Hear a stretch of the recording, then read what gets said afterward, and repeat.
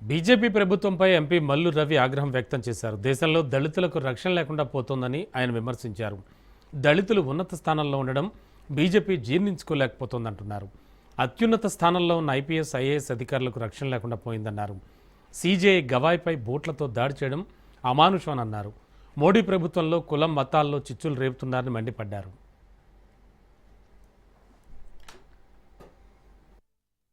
నిజంగా మీరు దళితుల రక్షణ కోసం పనిచేసే ప్రభుత్వం అయితే అల్లకల్లోలో కావాల్సిన పరిస్థితి ఒక చీఫ్ జస్టిస్ ఆఫ్ ఇండియా మీద వాదించేటటువంటి లాయర్ బయట కాదు, సుప్రీంకోర్టులో మొత్తం కెమెరాల ముందు ప్రపంచం మొత్తం చూస్తుంటే దాడి చేస్తే ఏం చేశారు అంటే ఎవరికి తెలియదు, ఏం పట్టించుకోవటం లేదు.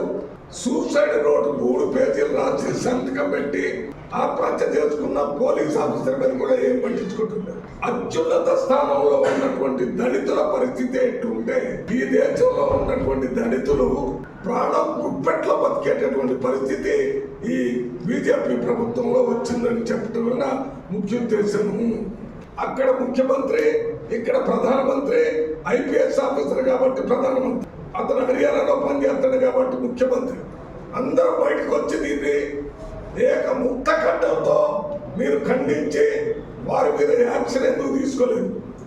ఎందుకంటే బీజేపీ పార్టీలో ఈ దళితులు ఈ స్థాయిలో పెరిగి మాతో సమానంగా ఐఏఎస్, ఐపీఎస్లు, చీఫ్ జస్టిస్ ఆఫ్ ఇండియా ఇవి కావడానికి మీరు జీర్ణించుకోలేకపోతున్నారు. నిజంగా